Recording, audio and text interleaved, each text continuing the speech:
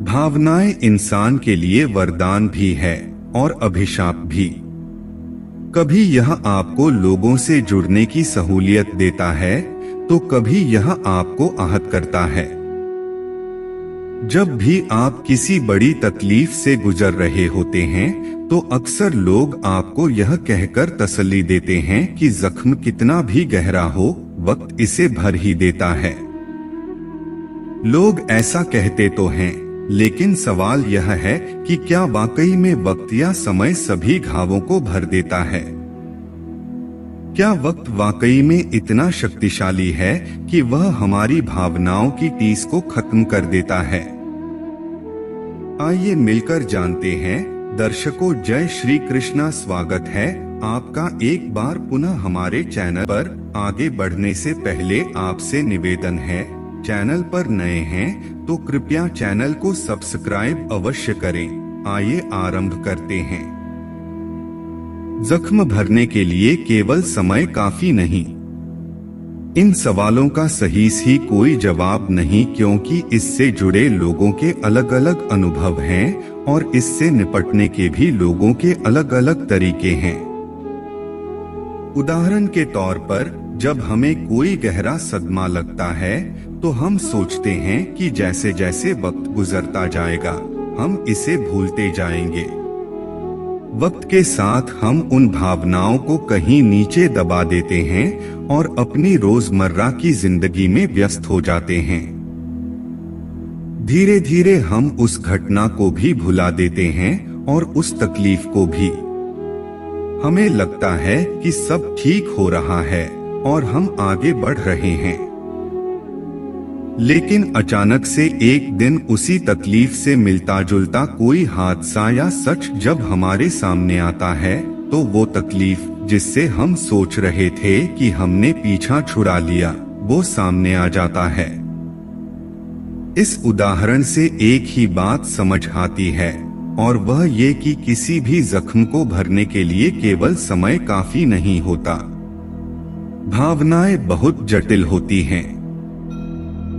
हमारी भावनाएं बहुत जटिल हैं, लेकिन उससे भी अधिक जटिल है ये मन, जो उन भावनाओं में और कई भावनाएं जोड़कर उसे खुद से चिपकाए रखता है।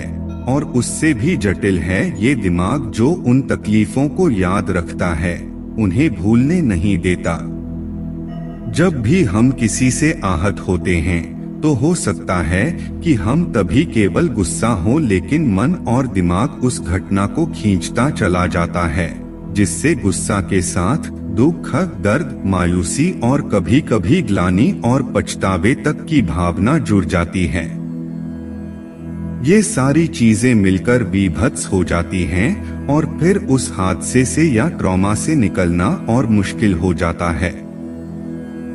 समय के साथ साथ इन चीजों पर भी काम करें। केवल वक्त किसी भी जख्म को हल नहीं कर सकता जब तक आप उसे हल करने की कोशिश नहीं करेंगे या मंशा नहीं रखेंगे। आपको तकलीफ क्यों हो रही है, इसे समझने के लिए आपको तकलीफ का स्रोत और कारण तलाशना होगा। आप खुद को हल्का महसूस कराने लिए या उस तकलीफ को व्यक्त करने के लिए रो लें, चीख लें, चिल्ला लें, लेकिन फिर उस तकलीफ को जाने दें। उसे मन के भीतर दबाकर रखने से वो और विकृत हो जाएगी। समय के साथ साथ आपको उस दुख से उबरने के लिए उसके हल करने के उपायों के बारे में भी सोचना चाहिए।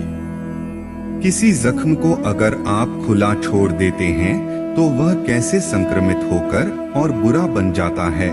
मानसिक पीड़ा के साथ भी कुछ ऐसा ही होता है। आप या तो किसी मनोचिकित्सक का सहारा लें या फिर कोई आध्यात्मिक तरीका अपनाएं जिससे आपके मन के जख्म भर जाएं। समय के साथ साथ इन चीजों पर भी काम करें। अध्यात्म में मेडिटेशन, माइंडफुलनेस, ये सब वो तरीके हैं जो आपको तकलीफों को मन से बाहर करना और खुद को और दूसरों को माफ करना सिखाएंगे। आप योग का भी सहारा ले सकते हैं, क्योंकि योग भी मन और तन दोनों को स्वस्थ करता है। इसके अलावा आप खुद को व्यस्त रखें, अपनी हॉबीज को फॉलो करें और मन में यह संतोष लेकर आए कि जो होता है कुछ अच्छे के लिए ही होता है। अगर इसमें कुछ अच्छा नहीं है तो कुछ सबक या कोई परिवर्तन जरूर छिपा है। दर्शकों, हमें आशा एवं विश्वास है कि वीडियो पसंद आया होगा। वीडियो को एक लाइक अवश्य करें और कमेंट में जय श्री कृष्णा लिखना न भूले। धन्यवाद।